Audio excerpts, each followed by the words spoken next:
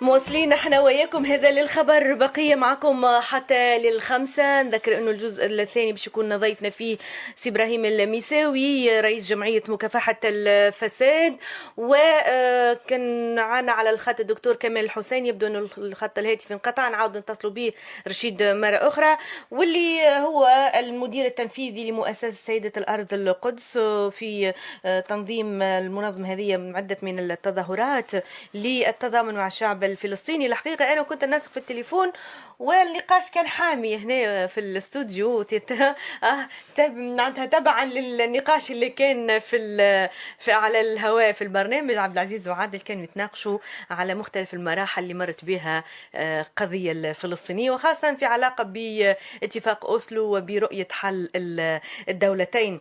في انتظار أنه يلتحق بنا مرة أخرى ضيفنا على الخط الهاتفي دكتور كمال الحسيني رئيس التنفيذي لمؤسسة سيدة الأرض القدس. مسالش عادل راهو معناتها نقاشات في الموضوع هذا لما توفاش، راهو إذا كان باش نبقوا نناقشوا حتى الغدوة حتى البعد غدوة معناتها ما نكملوش. يعني نقاش متواصل لكن مش حامي معناها. ايه نقاش سخون يعني من بقناعات اكيد مشتركة معناتها ما نختلفوش احنا في النهاية في الهدف اللي يجمعنا الناس الكل. صحيح. يعني شوف القضية الفلسطينية راهو يعني من أكثر القضايا في العالم وفي التاريخ التي تثير الجدل وتثير النقاش، لأنه هذا أغرب استعمار، هذا يعني أشرس استعمار، هذا أفظع استعمار في التاريخ ما حصلش يعني. حتى وهو راهو يتعدى فلسطين ويتعدى الشعب الفلسطيني يعني لنا الكل العرب هناك كعرب.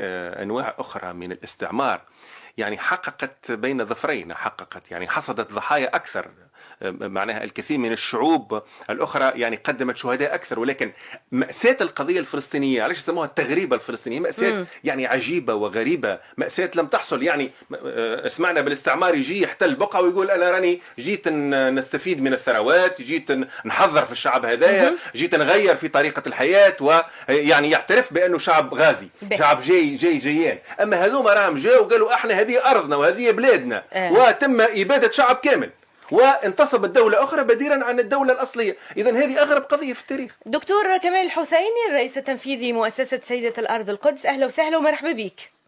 حياكم الله. أهلا بكم.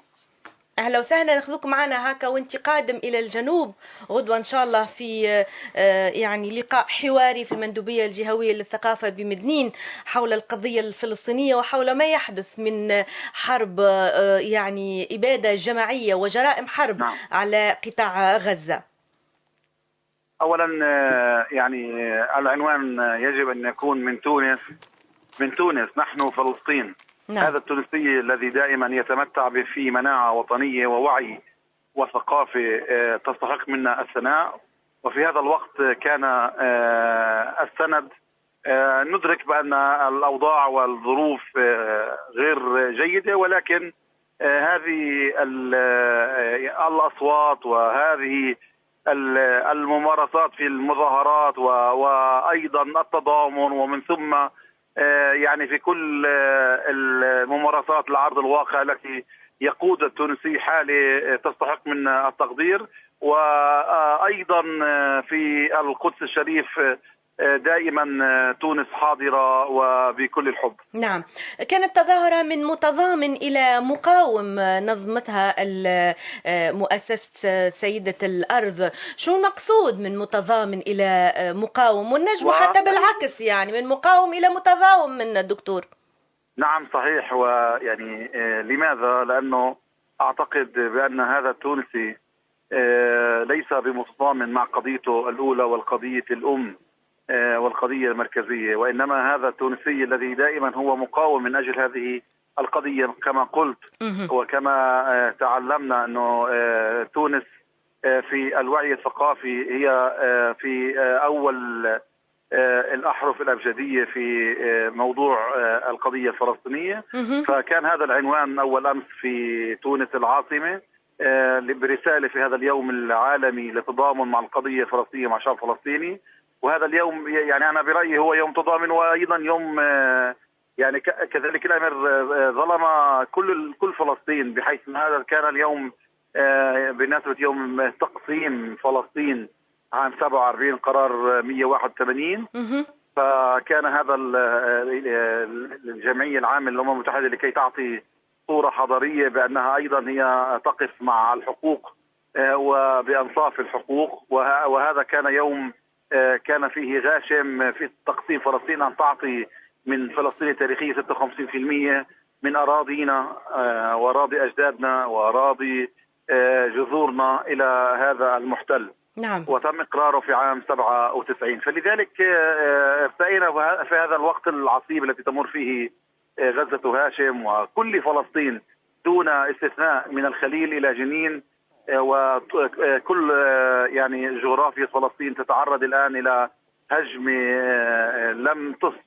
لم يسبق لها مثيل من خلال 75 سنة من النضال و75 سنة من المقاومة الفلسطينية. نعم. فيما يتعلق بالتضامن مع القضية الفلسطينية ومع الشعب الفلسطيني سواء في قطاع غزة ولا في رام الله ولا في القدس ولا في الضفة وغيرها، هل ترى أنه ما يحدث من تضامن شعبي في كل دول العالم تقريبا؟ وأنا قلت شعبي يعني وليس رسمي. طبعا. هذا التضامن الشعبي يعني مهما كان هذا التضامن هو لم يرتقي بحجم هذه الجريمة وبحجم هذه الإبادة. نعم.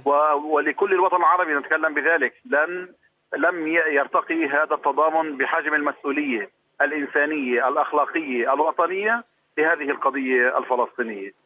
لهذا رجع الاحتلال اليوم في دك غزة وفي يعني قصف غزة، ويعني منذ من الصباح إلى الآن أكثر من 100 شهيد. صحيح. ولهذا لو كان هناك وقفات، وأنا قلت من أول البداية أنه نحن نراهن على الحراك الشعبي ويا وحدنا ويا جرحنا. هذا كان العنوان الأول في أكثر من مقال كتبته. فلذلك أعتقد الآن مرة أخرى يعني سيكون سجال هذه الحرب أكثر عنفا وأكثر، لأن هذا الجهاز العصبي لهذا الاحتلال أصبح مشنج وأصبح يتعامل بردة فعل وبحالة غباء كبيرة جدا.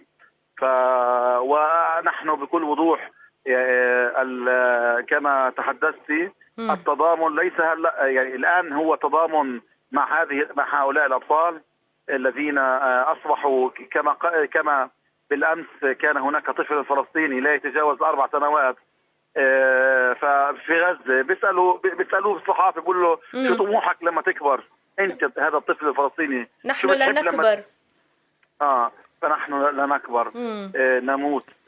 ولكن أنا بقول الحلم لا يموت، الحلم لا يموت. لن تسقط الراية، سنبقى مقاتلين وسنبقى بحالة عزيمة وبحالة إيمان مطلق نحو هذا المشروع اللي هو مشروع تحرر. هذا المشروع من 100 عام ونحن بحالة نضال ونحن بحالة كبيرة جدا من الفداء، وكلنا مشروع تحرر بإذن الله تعالى، وكلنا في خندق المقاومة. نعم. والمقاومة ليست فقط هي السلاح ونحن لا نسقط السلاح لأنه هذا حق شرعي ما دام هذا الاحتلال موجود في فلسطين. ولكن هناك أدوات كثيرة جدا وأشكال كثيرة، والكلمة هي أيضا مقاومة، والثقافة مقاومة، وأيضا الذاكرة والرواية مقاومة. صحيح يعني. وهذه التظاهرات التي تقام في تونس وأكيد في غيرها من الدول تبقي على روح القضية الفلسطينية حية في قلوب الجيل الجديد والصاعد خاصة. وعملية طوفان الأقصى أعادت للقضية الفلسطينية روحها وأعادت القضية الفلسطينية على سطح الأحداث في العالم بعد أن خفتت لسنوات أو أريد لها أن تخفت في السنوات الأخيرة، وخاصة قطعت الطريق أمام العديد من عمليات التطبيع الآن السائرة في العالم. عظيم. يعني أنت وضعت يدك على الجرح النازف، لأننا نحن كلنا العرب نحن كالجسد الواحد من المفروض إذا اشتكى منه عضو تداعى له سائر الجسد بالسهر والحمى. نعم. وقلت يوم أقل الثور الأبيض. واسمح لي عبر هذا الأثير أنا أتحدث عن عندما كتبت هل هند بنت النعمان هي أكثر قداسة من غزة؟ أيها العرب هل هند بنت النعمان هي أكثر جمالا وحضورا وبهاء وقداسة من غزة؟ هي هند بنت النعمان التي القصة يعرفها جانب كثير جدا من المثقفين، وهي القصة قبل نعم. الإسلام، واشتهر العرب منذ الولادة الأولى في هذه النخوة وفي هذه المروءة والكرم، وأصل المحاسن من الكرم. فلذلك في حين القبائل العربية، النعمان بن المنذر كان ملك واسمحي لي على عجالة هذه القصة نعم. أتحدثها في هذا الأثير، وأقول بأن النعمان بن المنذر هو ملك الحيرة ملك العرب، وبنته هذه هند كانت يعني في غاية من الجمال والحضور والثقة إلى آخره. كانت قصيدة هذه نعم. المرأة هند بنت النعمان.